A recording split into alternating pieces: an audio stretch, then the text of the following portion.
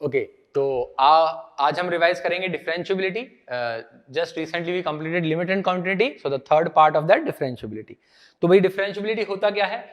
Differentiability मतलब limit में हम क्या बोलते हैं लिमिट में हम बोलते हैं आरएचएल एलएचएल बराबर आ जाए और फाइनाइट आ जाए तो हम बोलेंगे लिमिट एग्जिस्ट करती है. कॉन्टिन्यूटी में एक स्टेप आगे जाते हैं कि भाई आरएचएल एलएचएल भी एग्जिस्ट करे और फंक्शनल वैल्यू भी एग्जिस्ट करे, तीनों बराबर हो, फंक्शन टूटे ना कहीं पर. डिफरेंशियबिलिटी में एक स्टेप और आगे जा रहे हैं कि फंक्शन टूटे भी ना और स्मूथ भी रहे, है ना. This is a very loose translation but it is the best way to understand this, कि फंक्शन में स्मूथनेस है या फंक्शन कहीं पे शार्प कॉर्नर शो कर देता है. तो इस चीज को हम कैसे चेक करते हैं? डिफरेंशियबिलिटी की हेल्प से. तो आपको ध्यान क्या रखना है, कोई भी अगर फंक्शन आपको दे रखा है और कोई आपको बोलता है कि भाई x equal pay function differentiable है कि नहीं है, तो आप उसमें ये लिमिट चेक कर लेंगे. Limit x approaching a fx minus fa upon x minus a. अगर ये लिमिट एग्जिस्ट करती है तो हम बोलेंगे फंक्शन a पे डिफरेंशियबल है.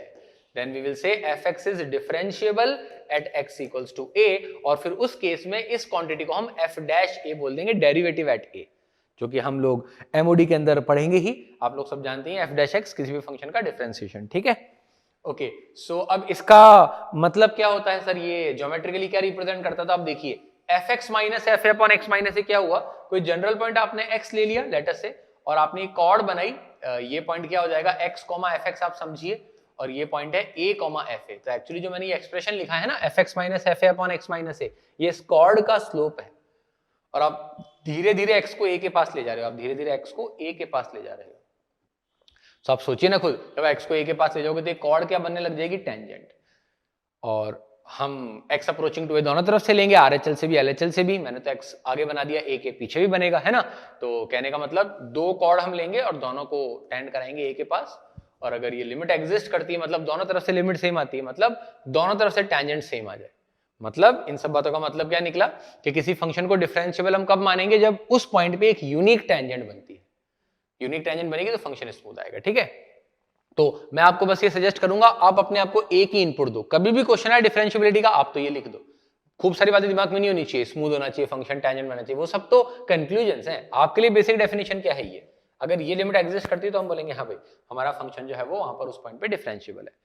वैसे ये जो मैंने लिखा है इसको हमेशा आपको मोस्ट ऑफ द टाइम दो टुकड़े करने ही पड़ेंगे, कभी भी इस तरीके से डायरेक्ट लिमिट नहीं आएगी अच्छे क्वेश्चंस के अंदर. तो आपको हमेशा दो टुकड़े करने पड़ेंगे. आप जानते ही हैं RHL LHL निकालने के लिए एक बार x को a प्लस h रखो, एक बार a माइनस h, तो आपके पास में ये दो एक्सप्रेशन आ जाएंगे. आप देखिए f of a plus h minus fa upon h, h हमेशा पॉजिटिव लेते हैं अपन, थोड़ा कंफ्यूजन ना हो इसके लिए, और h approaching 0 f of a minus h minus fa upon minus h.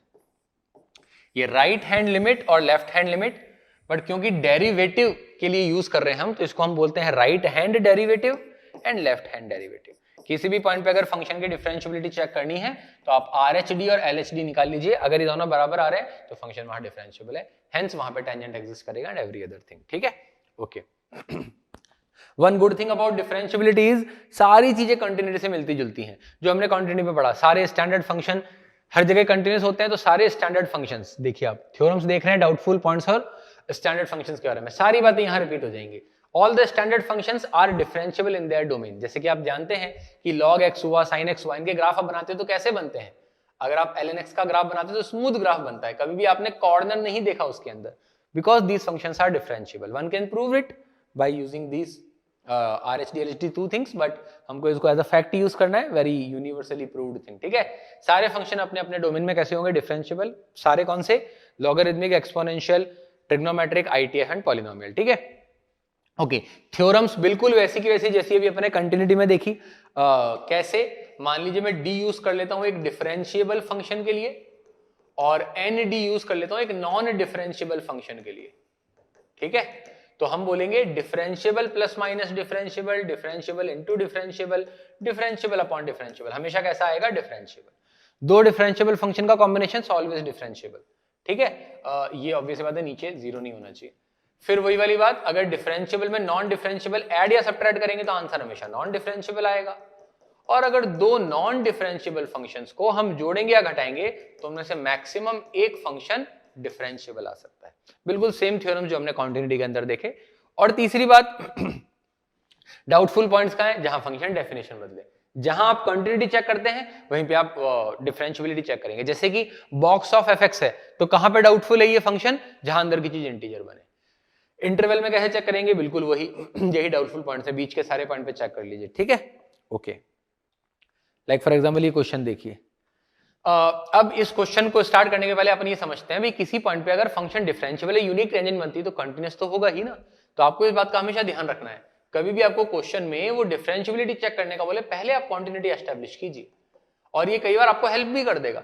कई बार आपने पता पड़ा कंटिन्यूटी चेक करी, थोड़ा आसान होता है चेक करना कंटिन्यूटी, आरएचएल एलएचएल निकालना, आरएचडी एलएचडी थोड़ा सा बड़ा होता है, तो आपने कंटिन्यूटी चेक करी, फंक्शन ही वहां पे डिसकंटिन्यूअस आ गया, मान लो फंक्शन ही टूटा हुआ आ गया, तो फिर किस बात की डिफरेंशिएबिलिटी हो ही नहीं सकता फंक्शन डिफरेंशिएबल। तो ये कई बार हेल्प कर सकता है। तो यहाँ पे भी यही करते हैं हम, आपको जीरो पे डिफरेंशिएबिलिटी चेक करना है, और ये तो मतलब अंडरस्टूड ही है बिना कहे कि आपको कंटिन्यूटी तो चेक करना ही, ऑब्वियस सी बात है। तो पहले कंटिन्यूटी की बात करते हैं। आप देख सकते हैं it's very simple, RHL equal to LHL निकालेंगे जीरो आएगा। आप देखिए क्यों, दिस इज tan इनवर्स के अंदर 1/x, इंफिनिटी जा रहा है, क्या ही फर्क पड़ता है, tan इनवर्स इंफिनिटी होगी माइनस इंफिनिटी, प्लस माइनस π/2 आएगा, और पास वाली चीज जीरो को टेंड कर रही है, ओवरऑल क्वांटिटी जीरो को जाएगी, और यही आपको देखो f ऑफ 0 दे रखा है क्वेश्चन के अंदर। सो हमारा फंक्शन कंटीन्यूअस तो है, कोई दिक्कत नहीं है इसके अंदर। अब आते हैं डिफरेंशिएबिलिटी पे। ओके, तो डिफरेंशिएबिलिटी में क्या करेंगे भैया, हम आ जाओ आरएचडी एलएचडी पे, जब भी अटक जाओ निकालते हैं भैया आरएचडी। क्या होता है आरएचडी, इसको रट लो, आपने ये डेफिनेशन रट ली ना तो हो गया आपका काम, फिर कोई टेंशन नहीं है। क्या होता है RHD, F of A plus H minus F of A upon H. आप समझ रहे हैं बात को, ए की जगह जीरो डाल दिया, हम निकाल रहे हैं जीरो पे राइट हैंड डेरिवेटिव, जिसको मैं ऐसे लिख देता हूँ, एफ डैश जीरो, नीचे प्लस लिख दिया। देयर आर अदर नोटेशन, कई लोग जीरो के आगे प्लस लगाते हैं, अब बेटर नोटेशन इज नीचे प्लस लिख दिया, right hand derivative eight zero, ठीक है, differentiation on the right hand side let us से या from the right hand side. तो आप देख सकते हैं क्या निकल के आएगा, ये h approaching zero, f of zero plus H, यहाँ डालिए आप f of zero plus H, वो f ऑफ h ही हो जाएगा, h इज नॉट जीरो, तो यहाँ डालेंगे तो आएगा h tan inverse 1/h, f0 zero दे रखा है अपॉन h, आप देखिए h से h कट गया, h हमेशा पॉजिटिव होता है, तो tan इनवर्स इंफिनिटी कितना आंसर आ जाएगा, π/2, RHD इज π/2। आप समझ रहे हैं बात को। और LHD अगर आप निकालें तो आप देखिए what is LHD going to be, LHD के अंदर होगा क्या LHD में यहाँ पे आएगा f of 0 minus h minus f0 upon minus h। आप सोचिए f0 तो जीरो हो गया, माइनस h आएगा तो यहाँ पे क्या बन जाएगा, यहाँ माइनस h आ जाएगा, यहाँ tan इनवर्स के अंदर माइनस 1/h आ जाएगा, नीचे भी माइनस h आ जाएगा, तो ये तो कट गया है ना, ये दोनों माइनस h तो कट गए, अंदर माइनस रह गया, बेसिकली बात ये है। और h अगर जीरो को ले जाएंगे आप, h हमेशा पॉजिटिव होता है, तो ये चीज माइनस इंफिनिटी को जाएगी, आप देखिए minus 1/h, this tends to minus infinity, और tan इनवर्स माइनस इंफिनिटी कितना हो जाएगा, माइनस π/2। तो आप देख सकते हैं आपका फंक्शन RHD दे रहा है प्लस π/2, LHD दे रहा है माइनस π/2, नॉन डिफरेंशिएबल फंक्शन है, definitely the function is non differentiable. So ज्यादातर बच्चे जो डिफरेंशिएबिलिटी नहीं जानते, वो मेरा एक्सपीरियंस ही है, वो RHD LHD से कतराते हैं, वो शॉर्टकट्स लगाने की कोशिश करते हैं, कुछ रैंडम चीजें लगाने की कोशिश करते हैं, इससे मत बचें। 99% क्वेश्चन आपसे हो जाएंगे अगर आपने इस चीज की आदत डाली, RHD LHD you are done with the problem, ठीक है। Okay, let us look at more questions. जैसे कि ये क्वेश्चन देखिए, अभी जैसा मैंने आपको बताया RHD LHD तो आपको कंफर्टेबल होना ही चाहिए, but sir do we have a shortcut for solving easier questions, definitely, वो अपन इसमें देखते हैं। आपको बोल रखे हैं कि ये फंक्शन a और b निकालिए, अगर ये फंक्शन डिफरेंशिएबल है x इक्वल्स टू -1 पर, एंड फर्स्ट चेक कंटिन्यूटी, ठीक है। ऑब्वियसली बात है, अगर वो नहीं भी हमको बोलेंगे डिफरेंशिएबल है, तो ऑब्वियसली बात है हम अपनी तरफ से पहले क्या चेक करेंगे, कंटिन्यूटी, उससे भी हमको a और b में कुछ रिलेशन मिलेगा, तो अपन एस्टैब्लिश करते हैं। आप देखिए कंटिन्यूटी की अगर हम बात करें तो -1 पे LHL कितना आएगा, -a प्लस b, आप देख सकते हैं -1 के पीछे से अप्रोच करेंगे, फंक्शनल वैल्यू भी -a प्लस b ही आएगी, ये मैंने निकाल दिया LHL, ये मैंने निकाल दिया फंक्शनल वैल्यू एट -1, और RHL निकालेंगे -1 पे, तो यहां जाना पड़ेगा, तो आएगा -a-1 plus 2b, you can see x को -1 रख दिया मैंने, RHL डायरेक्ट सब्स्टिट्यूशन, क्योंकि इतने ऑर्डिनरी फंक्शंस हैं, लिमिट डायरेक्ट सब्स्टिट्यूशन से ही आ जा रही है। सो आप देखिए आपको रिलेशन मिला -a plus b is -a-1 plus 2b, this cancels out, so -b is equals to -1, so b का वैल्यू निकल के आ गया अपन। Are getting my point. So ये तो हो गया b का वैल्यू, फंक्शन डिफरेंशिएबल भी बोला गया है, तो डिफरेंशिएबल फंक्शन के लिए हम क्या करेंगे, देखिए what would we do for a differentiability of the function. एक तरीका तो बिल्कुल हमारे पास में ऑर्डिनरी है, बिल्कुल सही बात है, हम RHD निकालें LHD निकालें, उसको निकालने का छोटा सा शॉर्टकट मैं आपसे शेयर कर रहा हूं, जो most of the easy questions में लग जाएगा, जेईई मेन के अंदर कई जगह अप्लाई हो जाएगा, तो आपका फटाफट आंसर आ जाएगा, ठीक है। सो पहले अपन इसको मेंशन कर देते हैं, RHL equal to LHL equal to value of function हम लोगों ने निकाला, b is equals to 1, since we used RHL equal to LHL equal to value of function, so we get B is equals to 1. Okay. अब differentiability के लिए you can just differentiate the function. आप function को differentiate कर दीजिए for differentiability, और आपके पास में देखो सामने क्या आ जाएगा, इसको differentiate करोगे तो a x less than equal to -1, इसको differentiate करोगे तो 3ax square plus 1 x greater than -1. थोड़ा सा हम यहाँ पर जो ऑलरेडी हमारे पास में डेटा होता है उसको यूज करना चाह रहे हैं कि भाई फंक्शंस का डिफरेंशिएशन क्या होता है. प्रॉपर्ली स्पीकिंग डिफरेंशिएबिलिटी एस्टैब्लिश करने के बाद किसी फंक्शन को डिफरेंशिएट करना चाहिए, बट हम क्या कर रहे हैं यहाँ पर, हमें निकालना है आरएचडी. देखिए और एलएचडी, तो -1 पे एलएचडी निकालने का मतलब इस फंक्शन का लेफ्ट हैंड डेरिवेटिव. तो आप जानते हैं कि ये फंक्शन तो डिफरेंशिएबल ही है. आप भूल जाओ -1 के आगे पीछे भूल जाओ, -1 के पीछे देखो तो ये तो एक स्ट्रेट लाइन है, और स्ट्रेट लाइन डिफरेंशिएबल होती है, पॉलिनोमियल कैटेगरी में आती है. तो हम इसी की डिफरेंशिएशन की हेल्प से, डेरिवेटिव की हेल्प से क्यों ना एलएचडी निकाल लें. तो ये काम आप कर सकते हैं. कब कर सकते हैं काम आप, जब आपका एफ डैश कंटिन्यूअस हो. आगे पीछे मत देखिए, इधर देखिए, जो एफ डैश आपने निकाला है क्या वो हर जगह कंटिन्यूअस है एफ डैश? बिल्कुल, वो एक फंक्शन कांस्टेंट फंक्शन आ रहा है ए, it is a continuous function, you can use it. तो हम बोलेंगे एलएचडी डायरेक्टली ही आ जाएगा हमारे पास, -1 पे कितना आ जाएगा ए. और अगर आरएचडी की बात करेंगे, आरएचडी कैसे निकालेंगे, इसकी हेल्प से निकालेंगे. ऊपर वाले को भूल जाइए, आप रखिए यहाँ पे 3x square plus 1, I am sorry 3x square plus 1, और अगर आप x को -1 पुट करते हैं तो 3a प्लस 1 निकल के आ जाएगा. 3a कैसे निकाला, अगेन आप देखिए, जो डेरिवेटिव आया है वो कंटिन्यूअस आया है, वो अपने आप में एक पॉलिनोमियल फंक्शन है. तो आप सोचो जब डेरिवेटिव कंटिन्यूअस है, डेरिवेटिव कंटिन्यूअस का मतलब f डैश की जो वैल्यू -1 पे आएगी वही उसके आगे आएगी and so on, because it is a continuous function. तो आप उसी की हेल्प से आरएचडी निकाल लो ना. सो ये दोनों बराबर होने चाहिए क्योंकि फंक्शन डिफरेंशिएबल दे रखा है. तो आपको मिल जाएगा a बराबर 3a plus 1, so a is equals to -1. So this is the shortcut I wanted to share with you. कब आप यूज करेंगे shortcut, when f dash x is continuous. जब f dash x continuous होगा तो आप ये shortcut लगा सकते हैं. समझ रहे हैं बात को? फिर से रिपीट करूंगा मैं, ये मत देखने बैठ जाना कि सर f dash -1 के आगे पीछे तो अलग वैल्यू दे रहा. नहीं, जब LHD की बात करें तो सिर्फ लेफ्ट में देखेंगे, RHD की बात करें तो सिर्फ राइट में देखेंगे. Okay, let us look at this question. जैसा कि भी अपन ने 2 क्वेश्चन देखे अलजेब्रिकली, कंटिन्यूटी में भी हमने क्वेश्चन देखा था जो ग्राफिकली बनता है. तो based on that theme differentiability का भी एक क्वेश्चन देखते हैं. कई सारे क्वेश्चन में आप फंक्शन को अलजेब्रिकली डिसाइड करेंगे तो इट बिकम्स वेरी डिफिकल्ट, और सेकंड थिंग इज उसका ग्राफ बनाना बड़ा आसान होता है. तो यहाँ पर ऐसा ही हो रहा है, आपको बताना है कि फंक्शन डिफरेंशिएबल है कि नहीं है, कितने पॉइंट पे नॉन डिफरेंशिएबल है, that you have to find out. ठीक है, सो आप इसका ग्राफ बना लीजिए. तो बड़े इजी ट्रांसफॉर्मेशंस हैं. और अब आप जानते हैं कि फंक्शन स्मूथ होगा तो वहां पे डिफरेंशिएबल होगा, अगर शार्प कॉर्नर शो करेगा तो नॉन डिफरेंशिएबल होगा. तो अपन इसको बनाने की कोशिश करते हैं. आप देखिए y is equals to mod x कैसा बनता है, y is equals to mod x होता है वी शेप का ग्राफ. इसमें से 1 घटा दीजिए, इसमें से अगर आप 1 घटाएंगे तो it would be something like this. V shape नीचे चला गया 0, -1 पे, एंड फाइनली आप समझ रहे हैं ये मॉड x -1 का ग्राफ है. अगर पूरे पे मॉड लगा देंगे आप, if you put a whole mod over all this thing, तो W शेप का आपके पास में ग्राफ निकल के आ जाएगा. It would be something like this. ये जो नीचे का V है ये उल्टा हो जाएगा, तो ओवरऑल आपको W शेप दे देगा. This is 1, 0, this is -1, 0, this is 0, 1. Points को हमेशा सेटिस्फाई करवा के देख लेना चाहिए. You should never be in a doubt कि भाई x को 1 रख रहे हैं तो y का वैल्यू 0 निकल के आ रहा है. तो आप देख सकते हैं डेफिनेटली ये फंक्शन 3 जगह शार्प कॉर्नर शो कर रहा है. कौन से 3 जगह, -1 पर, 0 पर और 1 पर. तो हम बोलेंगे भाई यहाँ पे 3 पॉइंट है नॉन डिफरेंशिएबिलिटी के. ये फंक्शन हर जगह डिफरेंशिएबल है, बस 3 पॉइंट पे नहीं है. कहां पर, -1 पर, 0 पर और 1 पर. आप समझ रहे हैं? तो सर ये मेथड कब यूज कर सकते हैं, जब भी ग्राफ बनाना आसान हो और जब आप श्योर हो कि भाई वहां पे शार्प कॉर्नर आ रहा है. अब ये भी चीज कईयों को परेशान कर सकती है कि सर मैंने ग्राफ बनाया और मुझे तो समझ नहीं आया उस पॉइंट के आगे पीछे शार्प कॉर्नर आएगा या उस पॉइंट पे स्मूथ रहेगा. तो फिर आप RHD पे चले जाओ. कैसे, आपको फंक्शन को डिफाइन करना पड़ेगा फिर वहां पर. 1 के आगे फंक्शन कैसा बिहेव करता है, 1 के पीछे कैसा बिहेव करता है. जैसे 1 के आगे बात करें तो ये मॉड भी प्लस से, ओवरऑल क्वांटिटी भी प्लस से खुलेगी, उसका डेफिनेशन हो जाएगा x -1. और अगर हम 0 से 1 में बात करें, 0 से 1 में, तो 0 से 1 में ये मॉड तो प्लस से खुलेगा. आप सोचिए ये मॉड प्लस से खुलेगा, x का मॉड, बट x -1 नेगेटिव से खुलेगा क्योंकि x 0 से 1 से छोटा है तो ये क्वांटिटी नेगेटिव है. तो इस ब्रांच का नाम आ जाएगा y is equals to 1 - x. अब आप डिफरेंशिएट करके RHD निकाल लीजिए कि भाई 1 के आगे डिफरेंशिएशन इसका कर दीजिए 1 के पीछे डिफरेंशिएशन -1. तो डेफिनेटली RHD अलग अलग है, so function is non differentiable. Okay, then one more thing which is differentiability की मदद से कैसे हम एक फंक्शन डिटरमाइन कर सकते हैं. ठीक है, वेरी वेरी इंपॉर्टेंट, बहुत ही ज्यादा पॉपुलर क्वेश्चंस इस पे बनाए जाते हैं कि आपको एक फंक्शनल रिलेशन दे देंगे, जैसा कि ऐसा है, आपको याद होगा फंक्शनल इक्वेशन और फंक्शनल रिलेशन के सवाल हमने फंक्शन चैप्टर में भी किए थे, पर वो बड़े अलग टाइप के थे, उसमें डिफरेंशिएशन का कहीं ऐसा जिक्र नहीं था। यहाँ पे हम डिफरेंशिएशन की हेल्प से ही काम कर रहे हैं।